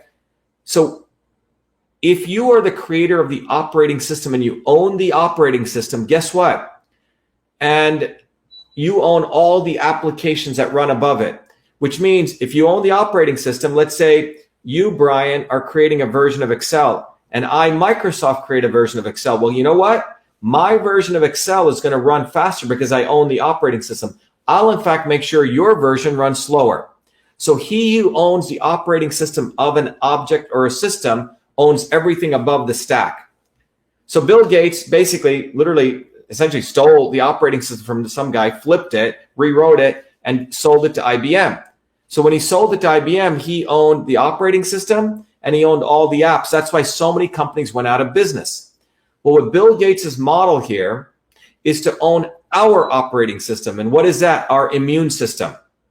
So what Bill Gates has done, he's created an organization called Gavi, Vaccine Alliance, which gave about $100 million to the Clintons, and they're tied at the hip. Clinton Global Initiative and the Gates Foundation are tied through this organization called Gavi. You can look them up, Gavi.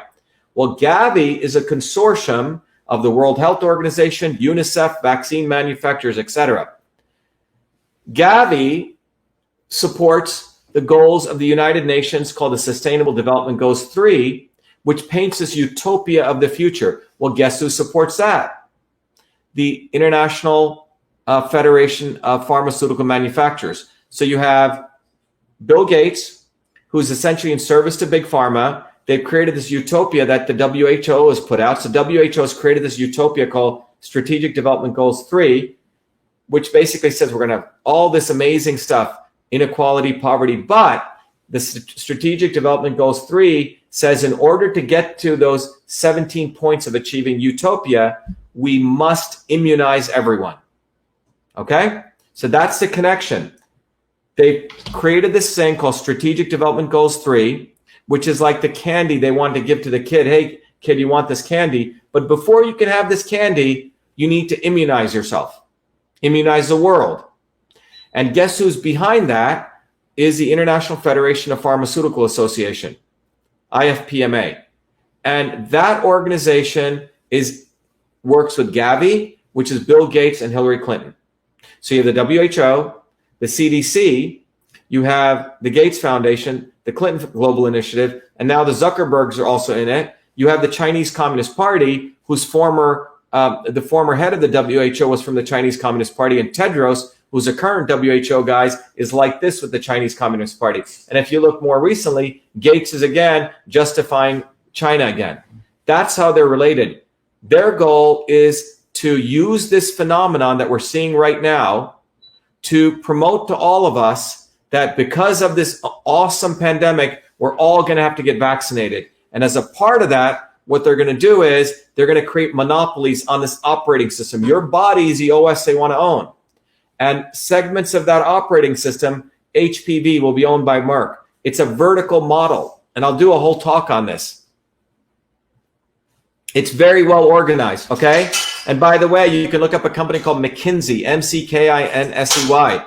McKinsey is an organization that Bill Gates brought in to map all this out. None of this is unplanned. The fear-mongering that we've discussed today is part of their plan. You must get angry. You must get constructively angry and realize the bullshit that they're pulling on you. That's the only way out of this. It's not going to happen by following the not-so-obvious establishment and sucking up to legislators. We're not going to solve it that way. These guys are bought and paid for by a $1 trillion industry, the pharma industry that's failing. Their only way out is mandated vaccines.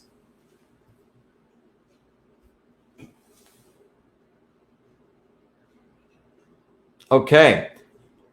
I will not consent to being texted, vaccinated, or probed in any manner. Michael Church, definitely. Look, the last oasis of freedom has always been our physical body, right?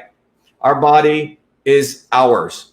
So one of the most important things to understand is that the control of our operating system is what Clinton Global Initiative, the Zuckerbergs, and the Gates want. All three of them, with the WHO, with the Chinese Communist Party, with Fauci, all of them want this because you're looking at a $1 trillion industry, $100 trillion opportunity over the next 10 to 20 years. That's what this is about. And remember, these guys they claim they're inclusivity, diverse, everything. Thank you, Michelle. These people are fundamentally the biggest institutionalized racists. And I'll be talking about that tomorrow night. We're going to talk about the real racism of these people. They use people as guinea pigs. They use people as proxies. And they do photo ops with people. Hillary Clinton will take pictures with a bunch of black people, right? Or brown people and how she's helping them. Bill Gates will do that. The Kennedys will do that. They just use black people. They use brown people. That's what they do. So they are the ultimate, and they use people in India and Africa to test their vaccines because the cost is too high. They are the ultimate racists. And it's time that we realize that there is racism, but it's not the racism of people using the N-word. These are ignorant things. But there's a real racism. And that racism is what they practice to oppress all of us. They pit blacks against whites, working people, so we never get together. And yet they're the ones who oppress everyone.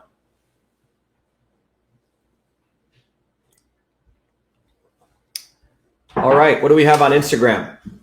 It's 11:13. Gates for prison 2020. Yeah, Hillary too.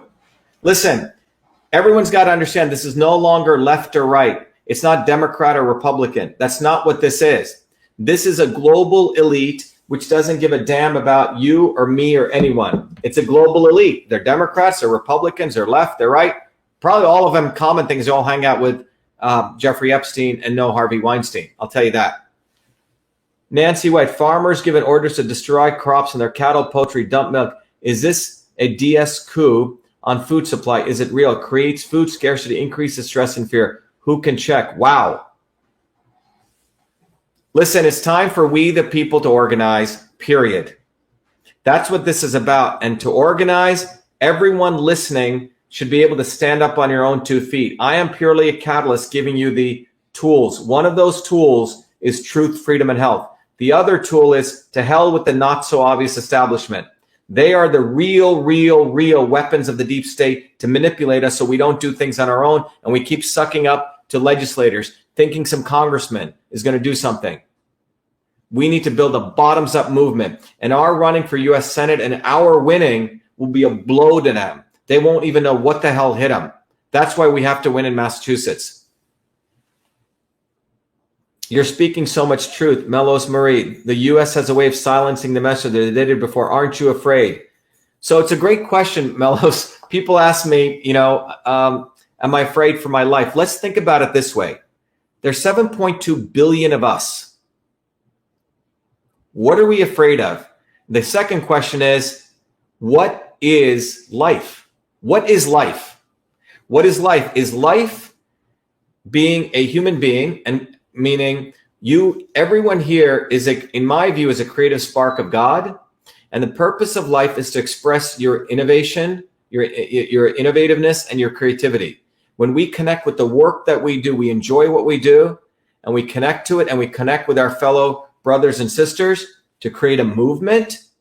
That's life, for advancing life forward. But if we are slaves, if we are afraid, and we keep saying, oh my God, what are they going to do to me? Then we become robots. We become non-humans. We don't become, the light within us can diminish itself. So one of the most important things we need to recognize is that we are a spark of the divine. I really believe this. And when I say be the light, I mean everyone should know the truth, be the light, and find our way. Stand up on our own 2 feet. And if all of us do that, change occurs like that. But we must all recognize that there's nothing to fear. Because if you live a long life, 1,000 years, 100 years, and you eat all the supplements and vitamins, but you are living in a prison and your body's being controlled by others, then what kind of life is that? That's not much of a life. I'd rather live 6 months, 1 year a free person than live 60 or 70 years a prisoner. Essentially, where we compromise the sense of what it means to be human. That's what this is about. This is about our humanity. Take our world back, body sovereignty, personal property rights, God-given. Exactly. That's what this is about. If any one of you works hard, the clothes on your back, they're yours. No one owns that. Your body is yours. That's what this is about. This is about freedom. It's about freedom. It's about truth. It's about our health. And that's why the movement that I've put together for truth, freedom, and health is not something I've done overnight. This is something that has been coming for a long time. And that movement is not just about me. It goes back hundreds, thousands of years to people who provided all of us an opportunity to do this. So it's time that we all rise up. God will protect you, Amanda, June. God will protect all of us. God smiles on those who recognize that there's a spark of God within us. That's what we need to do. We need to rise up now. There's nothing to fear. What we need to recognize is that whether you believe in God giving us this immune system or evolution, we have a very powerful immune system. And it's time that we take control of our health. We learn how nature works and we use it for ourselves. It is time to stand up against the abuse of the hardworking people. Wow, Joey Lane, you hit it. That's it. Look, May Day is coming. May Day is coming. And May 1st, which I'll talk about, May 1st has nothing to do with Marxism. It wasn't done by Karl Marx. It wasn't done by the Chinese Communist Party. May Day began in the United States. May Day began in the United States when the American working class was rising up in the 1800s and 3 workers were shot because they were fighting for basic workers' rights in the United States. And in commemoration to those workers, it was declared May 1 was International Workers' Day. It spread throughout the world. In fact, in the United States, May Day became the foundation of a movement that delivered the American working people vitamin A, nutrition, elimination of child labor, sanitation. That's what brought down infectious disease. It was the power of the militant American working class.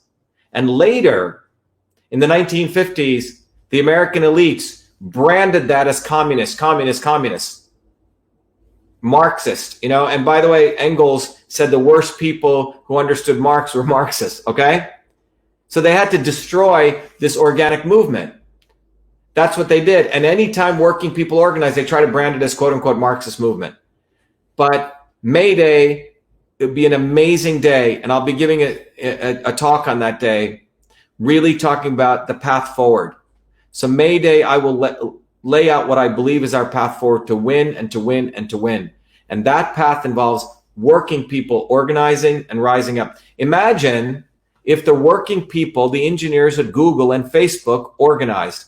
Maybe we need to unionize engineers and scientists, real scientists, because most of the world today is run by engineers. Imagine if the network engineers organized globally. Pretty powerful what could happen. Imagine if the software engineers at Facebook and Google were organized. They could shut down Google like that. They could demand our rights our freedom not be stopped. Perhaps that's what we need to do. Perhaps that's the message that would put the fear of God into Mark Zuckerberg and the fear of God into the owners of Google when they realize that working people control them. When I'm talking about workers, actually people who work, not people who are living off of other people's labor. So you're absolutely right, Joanne. This is a time for working people to rise up. All people who actually do something in the nuts and bolts of the world, not lawyers and lobbyists. Lawyers and lobbyists are utter useless people. They do nothing. And it's time that we stop electing them. In fact, in Massachusetts, I'm running against 3 lawyers. It's me, the engineer, the scientist, who actually does something, running against 3 morons. So it's time you tell all your friends to stop voting for these morons. I don't care if they're Republican or Democrat. It's time that people vote for people who actually solve problems, who will inspire them for change. Think about that. It's me, a kid who came from nothing, who actually earned everything, running against 3 lawyers. What is going on in this world? It's time to end that. Got to end it. All right, it's 11:21. I'm going to take a break. It's been a long day. I wish, again, everyone an amazing day. Have a good night. Again, if people go support the campaign, this is your campaign for truth, freedom, and health. Fire Fauci. Share the videos. Educate others. It's time to win, win, win. We have no choice. I can't tell you we have no choice. We're at an inflection point in history. There's literally a war here. Truth versus lies. Freedom versus fascism. Health versus disease. That's what this is about. I hope this video has helped everyone understand that Big Pharma loves to depress us. Big Pharma wants us anxious. And that's what's going on. You can see exactly what they're doing. And let me just share with you the diagram in closing so everyone can meditate on this and understand what's going on. Let me stop the screen here. And I want to stop the screen share. Let me share with you again this. But this is what people should really take away. Just think about this diagram. Just think about this. This is what's going on, everyone. This is what's going on. It's time to break that cycle. And the way we break this cycle is through righteous anger. That's how we break it. It's not, you got to use our emotions. You need to get angry what they're doing to you and your children and everyone else. You know, maybe there's a reason they want everyone on weed, okay? Suppresses us. Maybe it's time to stop a little bit of that weed and get a little bit angry because, you know, suppressing us, mandated vaccines, we become automatons. We're no longer human beings. That's what this is about. Anyway, I wish you all a good evening. I wish you all truth, freedom, and health, and be the light. Thank you very much. This is Dr. Shiva Ayyadurai, and we'll be doing another video tomorrow, and be well. Thank you.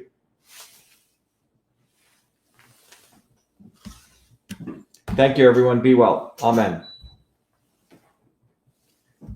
Stop here. Bye-bye, everyone on Facebook, Periscope.